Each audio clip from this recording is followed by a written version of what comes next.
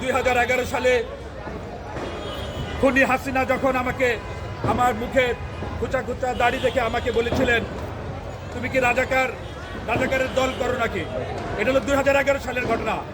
2011 সালে তখন আমি কবিতা লিখেছিলাম, উদয় নব্য রাজাকার, আমার মনের মাঝে সাগর নাচে রাজাকারের খেতাব পেয়ে। ভাগ্যিস আমি মন্ত্রী সেজে ভারত মাতার পা চেটে হইনি কোনো বঙ্গমাতার ছেলে, তাই তো আমার মনের মাঝে সাগর নাচে রাজাকারের খেতাব পেয়ে।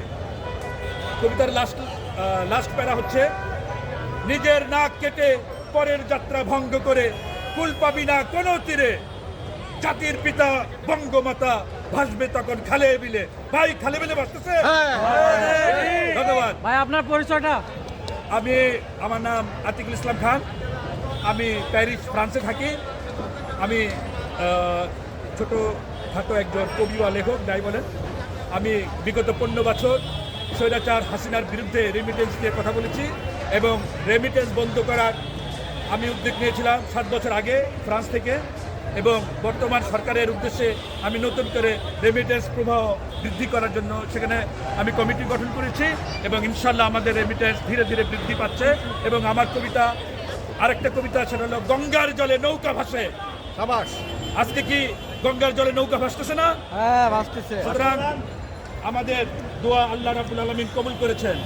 2014 সালে আমি লিখেছিলাম, বিজয় আমাদের সুনিশ্চিত ইনশাআল্লাহ। সাবাস বাংলাদেশ, সাবাস বাংলাদেশ। তাই আপনারা সবাই আমাদের দেশকে রক্ষা করবেন, আর আমরা যারা প্রবাসী আছি আপনাদের জন্য নিয়মিত রেমিটেন্স পাঠাবো ইনশাআল্লাহ। আমি আচ্ছা, আপনার এই অনুভূতি কেমন? এই 32 ভাঙার পর আপনার অনুভূতিটা কেমন? এই অনুভূতি এই পাতাল থেকে শুরু করে আসমান পর্যন্ত যত গভীর আছে, যত উচ্চতা আছে, এরকম আমার অনুভূতি। ইনশাল্লাহ এই অনুভূতি চিরম্লান থাকবে এবং আমরা এই বাংলাদেশকে নতুন করে গড়ব।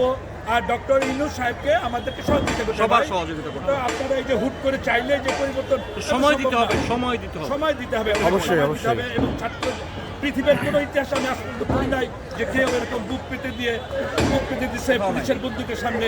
এবং সেই জীবনের ধারাবাহিকতায় আজকে আমরা জুলাই আগস্টের, এটা অভ্যুত্থান না, এটা হচ্ছে বিপ্লব। অভ্যুত্থানের এক জিনিস, অভ্যুত্থান হচ্ছে গুটি কয়েক ব্যক্তির মাধ্যমে, যেমন সামরিক হতে পারে, পুলিশ হতে পারে, যে হতে পারে, তাদের মাধ্যমে যদি কোনো সরকার পরিবর্তন হয় সেটাকে বলে অভ্যুত্থান। আর এটাকে ছাত্র জনতার বিপ্লব। কবিতার নাম ছিল বিজয় আমাদের সুনিশ্চিত ইনশাল্লাহ। এই কবিতাটা আমি লিখলাম 2014 সালে। আমি কখনো নিজেকে ছোট করে ভাবি নাই। আমি জানি এই অত্যাচারের একজন পতন হবে। আমি সেদিন শিওর ছিলাম যেদিন 2013 সালে 5ই মে শাপলা চত্বরে এতিম বাচ্চাদের উপর গুলি চালাচ্ছিল শেখ হাসিনা, খুনি হাসিনা, এবং সংসদে দাঁড়ায় বলেছিল যে এই সমস্ত বাচ্চারা বুকে রং মেখে শুয়েছিল। এই যে তার মানে খারাপ মন্তব্য, মিথ্যাচার, এই মিথ্যাচারে আমি সেদিন নিশ্চিত ছিলাম যে একদিন আমাদের এই বাংলাদেশ হাসিনা থেকে মুক্ত হবে, এবং তাই হয়েছে। ইনশাল্লাহ আমাদের এই বিজয় অম্লান থাকবে, চির অটুট। আল্লাহ হাফেজ, আসসালামু আলাইকুম।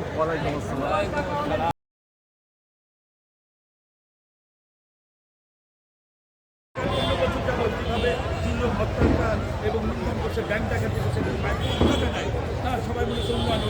তো ডক্টর যখন হাত দিচ্ছে তখন পেশেন্টের আসলে অনেক খাওয়াতে পাস, এই জন্য আমাদেরকে ভর্তি করতে হবে। তবে আপনার কষ্ট আমিও বুঝি, কারণ আমি প্রবাসী।